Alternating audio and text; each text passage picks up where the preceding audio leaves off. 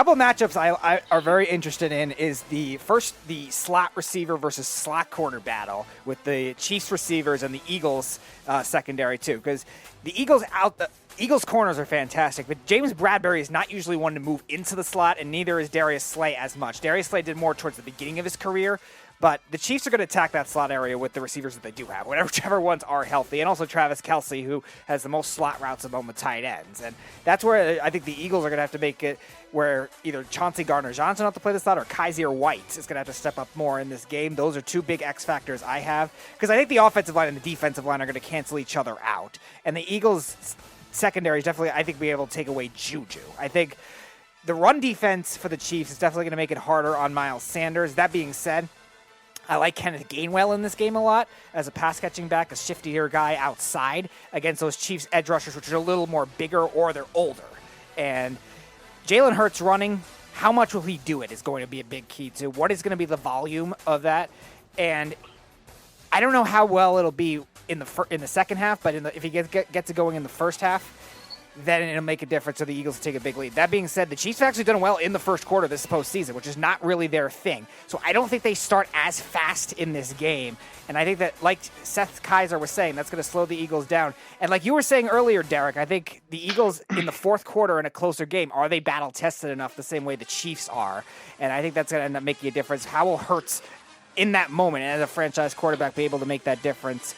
And the Eagles coaching staff, too, the same kind of way, too. So I think it'll be a close game, but I am going to take the Kansas City Chiefs in this one. I think Mahomes will win it late, kind of like the Bengals game. He'll get some athletic plays down the stretch. It's rigged, baby. It's rigged. And I'm not going to say it's because it's rigged. I'm not you. I'm not Arian Foster. I just think the Chiefs have just a little more experience with the coaching, and I do think that young secondary has also played very well. So I'm going to take the Chiefs in a very close game, 27-24.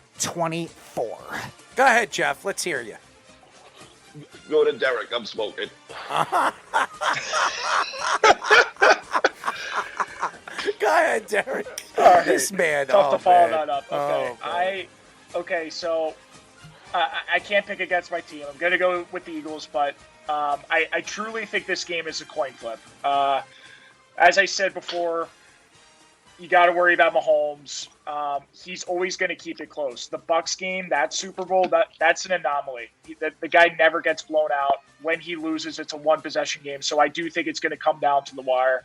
I just think that the only apparent mismatch in this game is the Eagles' offensive line against the run defense of the Kansas City Chiefs. And Chris Jones is fantastic. He is the best interior D lineman in football this year, especially with Aaron Donald being a little banged up this year. I mean, Jones was absolutely ridiculous in that AFC Championship game.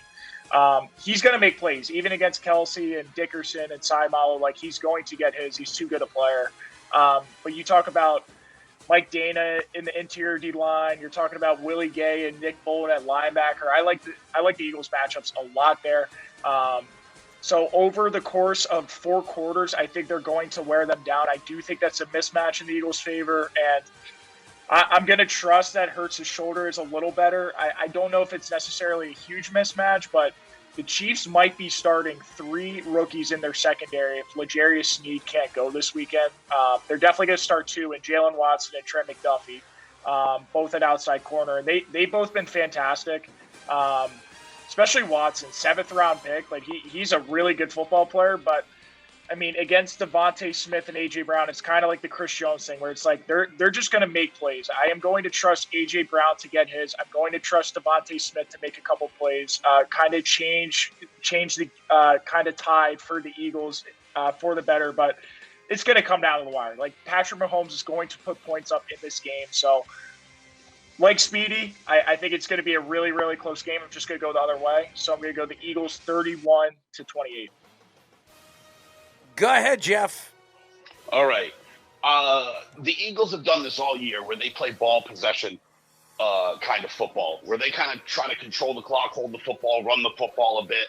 I think that's how they're going to play. I think the battle is going to be won or lost here in the trenches with Mahomes hobbled a bit with that ankle injury, case in the Prescott foot. I don't think that I think that advantage goes to the Eagles' defensive line.